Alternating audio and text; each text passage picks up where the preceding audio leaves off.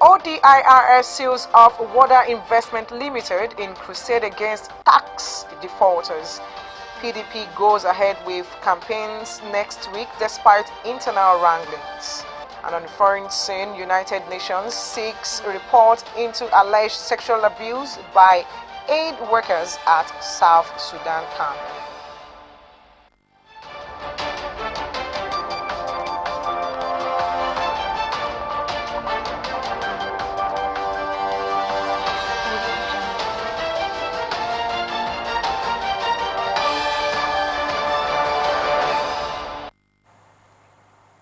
Good evening and thanks for joining us on the news at 7. I am Jane Aino. Ondo State Governor Oluwarotimi Akeredolu has inaugurated the visitation panel for Rufus Giwa Polytechnic, Owo. Akeredolu, who performed the ceremony in his office in Akure, said inaugurating the panel became imperative due to recent unsatisfactory happenings in the institution. Glory House correspondent Wahab Bankole reports that the 7-man visitation panel is chaired by Professor Olabode Kolade Koriko. The report is presented from us today.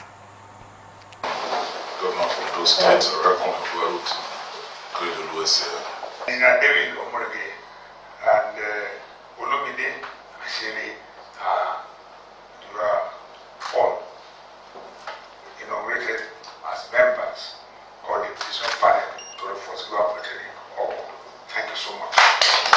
Governor Akeredolu said the visitation panel was set up to address various challenges confronting Rufus Giwa Polytechnic Owo and prefer workable recommendations towards ensuring optimal performance of the institution and to equally ensure that it is managed in line with global best practices. The governor said his administration will continue to put in place measures that will ensure excellence in the education sector. He noted that for Rufus Giwa Polytechnic Owo to remain relevant, transformation and optimization must become the key variables to be adopted. Setting up this panel at this time cannot come at a better time than now. In view of the present and urgent need to provide solution to the lingering problems in the institution. This will in turn engender a lasting peace and greater development. To achieve this goal, members are to critically consider the terms of reference. I've set up 6 terms of reference, and usually the last one is the omnibus one, which is number 6, to make such other recommendation that can assist in repositioning the polytechnic for optimal performance. So we are not restricted to this. Whatever recommendation you want to give us.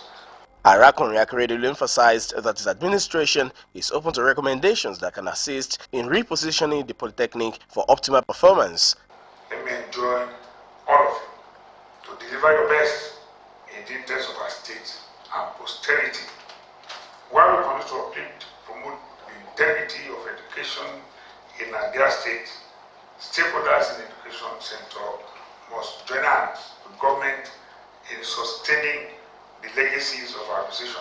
The visitation panel has 3 months to complete its assignment and submit its report. Speaking on behalf of other panel members, Chairman of the visitation panel, Professor Olabode Kolade Koriko, thanked Governor Akeredolu for counting them worthy of the assignment and promised not to betray the confidence reposed in them. The panel, I want to appreciate you for considering. There are so many professors, so many eminent people in those states.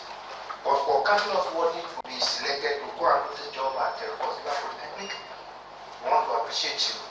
And I want to promise on behalf of the panel that we are not going to betray the confidence you have reposed in us. And by the grace of God, we are going to deliver. Professor Koriko commiserated with the governor on the passage of his mother, Lady Evangelist Grace Akeredolu. Still talking education, human rights activist Femi Falana has expressed displeasure at the federal government's refusal to honor its agreement signed in 2009 to revitalize the public tertiary institution, but was willing to increase the fuel subsidy. The SAN, who made this known while fielding questions from newsmen, said strikes would be avoidable if the federal government listens to us. The federal government had been in disagreement with the striking university body, leading to the industrial court ordering the lecturers to return to the classroom.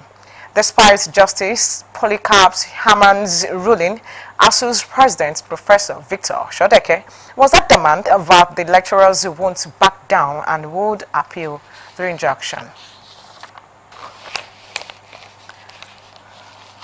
In the meantime, one of the biggest quarry companies in Nigeria, Water Investment Limited, ORE, has been sealed off by the Ondo State government for non-remittance of taxes.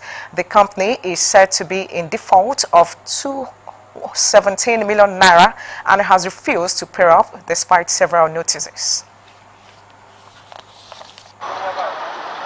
Officials of the Ondo State Internal Revenue Service (ODIRS) stormed the premises of Water Investment Limited, one of the biggest quarry companies located at Ore local government area of Ondo State, for an enforcement exercise.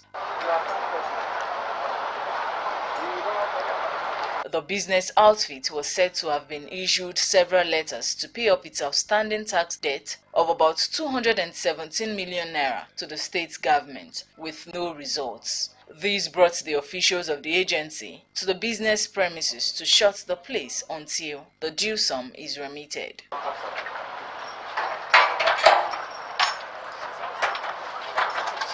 The leader of the team, Gregory Afuakwe, expressed displeasure at the defiance of the owner of the business outfit, insisting that ODIRS is acting on a court order to seal off the business premises of tax defaulters. They fail outrightly to pay their taxes to Ondo State government, and Ondo State government does not allow failure in payment of tax. They prevented our officers from coming in. Many are times that they embarrass our officers, they harass them, they intimidate them, even with gun. Today now, we were fully mobilized to come here to shut down the activities here. That's why you see everywhere here now, silent, the generators is packed up already, no activity is going on here. So as a result of this, the Ondo State government has not taken it lightly with anyone who is owing tax liability for the state. Mr. Afuakwe charged other defaulters to remit their tax, as same action will be meted on those who refuse to pay up. My humble advice to all our taxpayers in the state is that they should come en masse to pay their taxes. This is the money that we use to reconstruct our schools, our roads and everything. We spend it back to every taxpayer. Therefore, they should come. The exercise again emphasized the importance of tax remittances as it translates to development. The exercise is expected to be replicated across the 3 senatorial districts of Ondo State. Joy Pius, OSRC News. Now moving on to Rivers State, Governor Nyesom Wike of Rivers State has blamed the lingering crisis within the camp of People's Democratic Party, PDP, on the failure to zone the party's presidential ticket to a particular region. Fielding questions from journalists during a special interview in Rivers State, Wike stated that PDP ignorantly planted the seed of discord by leaving the ticket open for all to contest. He said the party jettisoned its constitution without realizing it was laying the foundation and a seed of discord in the future. Although there could be some underlying issues, a major crisis in the PDP began weeks before the party held its primary in May. This disagreement was a result of the failure of the party's leadership to yield to the demand that its presidential ticket is zoned to the southern region of the country. Now we are put ourselves into this by our own action. Now there must be experience, sacrifices must be made in order to remedy this. We are not removing IU because IU committed social offense. We say, look, for political expediency, making us forward to win this election, and for inclusivity, to make all of us believe that we are all one. Okay, take for example, did you watch the video of Governor Tambo's campaign in Imo State? Did you watch the video when he said, look, why would there no be problem in this country when there's pastoralization? He said so when he was campaigning for delegates in Imo State about the Igbos. That pastoralization and so that's what Christ. And now the same thing has come to our party. We are saying, look, let us not do what these people are doing. Let us tell Nigerians that, look, we are ready. That's why we are taking the decision we are taking. Look at what happened in APC. Look at when the governors came out and said, listen, this is one country. Let us make it so that everybody will know all of us belong to one. And that they are moving their presidency to the south. We are not fighting again. We have given it to the north. But give the chairman to the south. And you are not saying no. So where is the inclusivity now? Meanwhile, the Supreme Court has struck out a suit instituted against the People's Democratic Party, PDP, seeking to enforce the zoning and rotary policy in the 2023 presidential election. In a unanimous judgment delivered by Justice Adamu Jaro, the court struck out the suit on the ground of lack of jurisdiction to entertain it. A presidential aspirant of PDP and former Deputy Speaker of Abia State House of Assembly, Cosmos Ndukwe, had instituted the suit against his party, praying for an order of the court to compel it to uphold the zoning and rotary policy of the party. Specifically, the presidential aspirant sought for an order of the court to compel PDP to zone the nomination of its presidential candidate to Southeast geopolitical zone of the country. However, Justice Jaro dismissed the suit on the ground that the nomination of candidates from election was an internal affair of political parties. Still on PDP, the People's Democratic Party has finalized plans to inaugurate its presidential campaign council on Wednesday, September 28, regardless of the withdrawal of some party heavyweights and prominent campaign council members. The party said that all its programs would be carried out as scheduled, insisting that it had no plan to suspend them for any reason. The National Publicity Secretary of the party, Debo Olugwamba, in a statement said the party made the position known after a series of meetings by its leadership. Describing the PDP as a party of law and order, the image maker stressed the importance of playing by the rules at all times.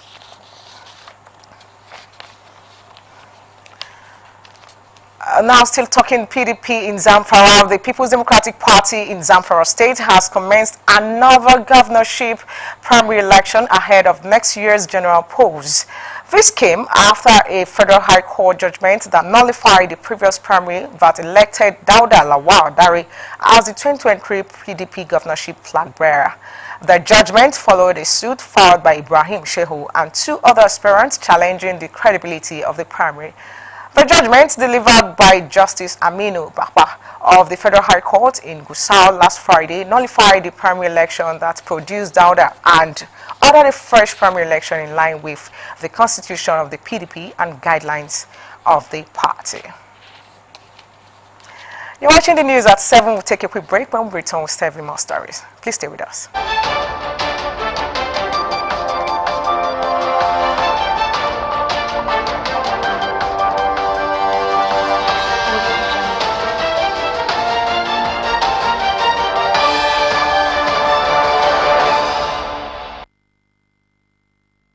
Welcome back from that break. You can watch us live on our website www.osrc.ng or follow us on Facebook, OSRC TV Ondo, and on YouTube you can subscribe to our channel, OSRC TV Ondo.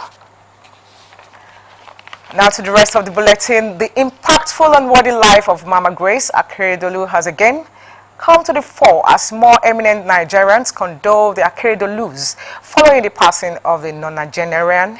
The sympathizers who visited the Owo residence of Governor Oluwarotimi Akeredolu to commiserate with him and family members while observing the 8th day rite of passage described Mama Grace Akeredolu as a virtuous woman. Government House correspondent Wahab Bankole reports that some members of the State Executive Council joined Governor Akeredolu to receive the visitors. The report. The eighth-day rite of passage of Mama Grace Akeredolu featured the visitation of eminent personalities to the country home of her first child, Governor Oluwarotimi Akeredolu, in Owo. As they condoled the family, Governor Akeredolu, in company of some members of the State Executive Council, were on ground to receive visitors who came to commiserate with the Akeredolu family. The Oloris of Olukare and Olubaka, Folashade Muomo and Adejumoke Adeleye were among the early callers, which also included a delegation of the Red Cross Society in Owo, led by Sajinyo Samuel, while the Owo branch of the Nigerian Bar Association was led by its chairman Oladele Oladejo. Governor Oluwarotimi Akeredolu, while welcoming them to his Owo residence, noted the worthy life of his late mother. What we are here to do really is to mourn one of your members. I knew our role in Red Cross with Chief Ajashi, Mrs. Ajashi, two of them. I remember the white uniform and this. And I'm not also far from Red Cross because I chose to be a Boy Scout. But literally, by now, I'm patron and this to Red Cross and all these things. So you are most welcome. You are here in the house of where Red Cross people are part and parcel of you. So this is one of the members. Seriously, she was a member of Red Cross. The Oloba of Ushoin Council was led by Oba Ademola Adebiyi, while Oba Simeon Adedubaje Adeyefa headed the Elemure in Council, just as the Olupeme, Ojomo and Olupele in Council, led by Oba Adewumi Ogunmolashiri, Oba Koforola Oladoyinbo, and Oba Olusegun Agaun also had their turns. The governor appreciated the royal fathers and urged more prayers for the family and the state. The APC in the Northern Senatorial District of the state was led by Jacob Oredola, while Samuel Balogun headed the ruling party delegation in Owolu government area of the state. Two of them are close ones. I must have known the Olori of Lukare long before now. And most of us who were in government together, Princess, SSG, none of us knew her name. And I recollect also that because we are remain very close friend, that they don't remember her since we came into office. While the Ibira community in the state was led by Damusa Zubar, just as the foremost citizens group of school, Owo, was led by Olumide Ogunleye. Governor Akeredolu thanked them for the visit, noting that his late mother will be sorely missed. From Owo, Wahab Bankole, Osrc News. In the same vein, the Imam of Khalil Fahweimi Government House Mosque, Yunus Anola, has condoled with the Governor of Ondo State, Oluwarotimi Akeredolu, over the death of his mother. The Imam described late evangelist Grace Akeredolu as a real mother whose virtues should be emulated. The Government House cleric who prayed for the repose of the late matriarch enjoined Nigerian parents to impact their children before old age. Now, away from that, the monthly environmental sanitation for September will hold tomorrow between 7 and 10 a.m. in Ondo State. The General Manager, Ondo State Waste Management Authority, Mrs. Ayo Adeyemo, enjoined residents of the state to fully participate in the exercise. According to Mrs. Adeyemo, there would be restriction of human and vehicular movement during the exercise. She urged residents of the state to use the period to clean their surroundings and avoid violating environmental laws.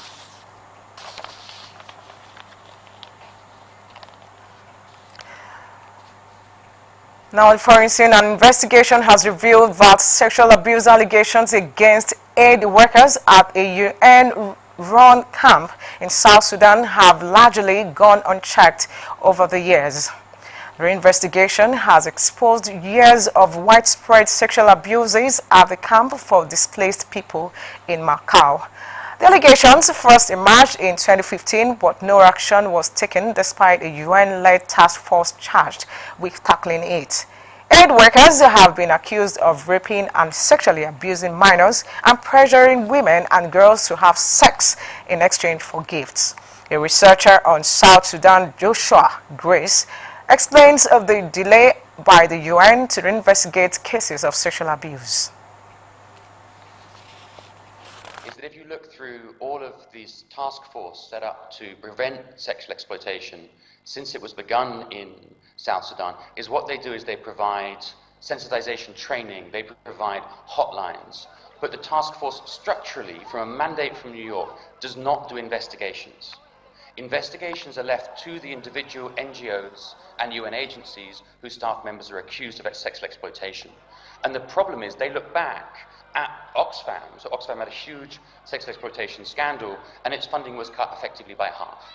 So for none of these organizations is it actually materially in their interest to really do investigations. So what happens is things are covered up. And all of the measures that have been announced by the UN thus far have largely been reactive measures. So they're measures about making sure that everyone has training. The problem is there is no proactive investigative capacity within the task force or within these organizations. And just to give you a sense, what they do is that they investigate claims made to them via a series of mechanisms that report report sexual exploitation allegations. However, many people are scared of coming forward. Many people are worried that that will impact on staff or family members who have jobs with these NGOs. Many people are worried that their cases will be dismissed by bodies that are linked to community actors who don't want to cut access or endanger access from the NGOs. Firstly, let me say that when I joined South Sudan, Now looking into Ukraine and Russia war, the lead prosecutor at the International Criminal Court has told this session that he saw echoes of Nuremberg, a reference to the Nazi genocide of the Second World War in what was happening in Ukraine. The United Nations Security Council members are pressuring Russia and calling for accountability over Moscow's February 24 invasion. Russia Foreign Minister Sergei Lavrov has defended his country's action in the 7-month war. Juliet Brunner reports. What will your message to the Russians be today, sir? What a moment to be Britain's new Foreign Secretary, James Cleverly, arriving for a Special Security Council session as new atrocities emerge from Ukraine and Russia's president threatens nuclear war. In the chamber, the floor was given first to the prosecutor for the International Criminal Court. Destruction of suffering and harm that fortifies my determination and my previous finding that there are reasonable grounds to believe that crimes within the jurisdiction of the court have been committed. This is what his teams have seen in the past week. This is where the Russians recently retreated, mass graves, bodies exhumed by investigators, and signs of horrific deaths. But from the Russians, the continued narrative of denial. There's an attempt today to impose on us a completely different narrative about Russian aggression as the origin of all the tragedy. This ignores the fact that for over 8 years the Ukrainian army and fighters from the nationalist formations killed and continue to kill inhabitants of Donbass with impunity. But he didn't have time to listen to the rest of the speakers. He walked out off camera as Britain took to the floor. He has left the chamber. I'm not surprised. I don't think Mr. Lavrov wants to hear the collective condemnation of this council.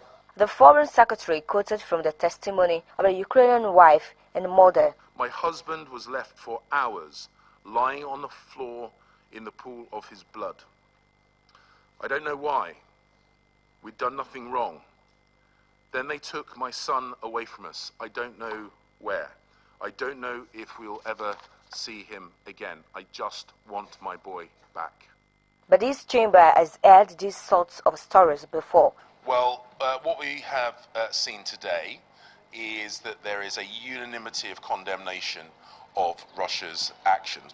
The Chinese and the Indians have voiced concerns, and their unease is significant. They are Russia's allies. But here is the split they want: an immediate ceasefire now that would leave large parts of Ukraine in Russia's hands, and for many countries in there, that is unacceptable. And so the impasse, the suffering, and the extraordinary nuclear rhetoric continues. Juliet Buna, Osrc News. Now, Sports Super Eagles head coach Jose Peseiro has set his sights on winning next year's African Cup of Nations, AFCON. Nigeria last won the competition in 2013 and were one of the favorites heading into the 2021 tournament, but surprisingly capitulated to Tunisia in the round of 16. The three-time continental champions also lost the 2022 World Cup ticket to rivals Ghana. Peseiro, who took over after the twin disappointment, is optimistic about Nigeria clinching the next edition of the championship. Nigeria's game against Algeria will hold on Tuesday in Oran, Algeria. Roger Federer is set to play the final competitive match of his career at Lever Cup 2022, which kicked off today. Federer is among 6 top European players pitted against 6 other global contemporaries. The annual tournament taking place in London will see Roger Federer take the court alongside Rafael Nadal in the final competitive match of Federer's career, with the pair facing Jack Sock and Francis Tiafoe. Tennis stars Novak Djokovic, Andy Murray and more will also play throughout the weekend. Now to end the news at 7, let's take a quick look at the top stories. The Ondo State Governor, Oluwarotimi Akeredolu, has inaugurated the visitation panel to Rufus Giwa Polytechnic, Owo, with a charge to the panel to improve the fortunes of the institution. We also told you one of the biggest quarry companies in Nigeria, Water Investment Limited, ORE, has been sealed off by the Ondo State government for non-remittance of taxes. We also mentioned to you that the People's Democratic Party has finalized plans to inaugurate its presidential campaign council on Wednesday next week, despite internal wranglings. And from foreign scene, we told you the United Nations, the lead prosecutor has called for investigation into alleged sexual abuse by of UN aid workers in South Sudan. And that's it on the news at 7. Thank you very much for watching. Good evening.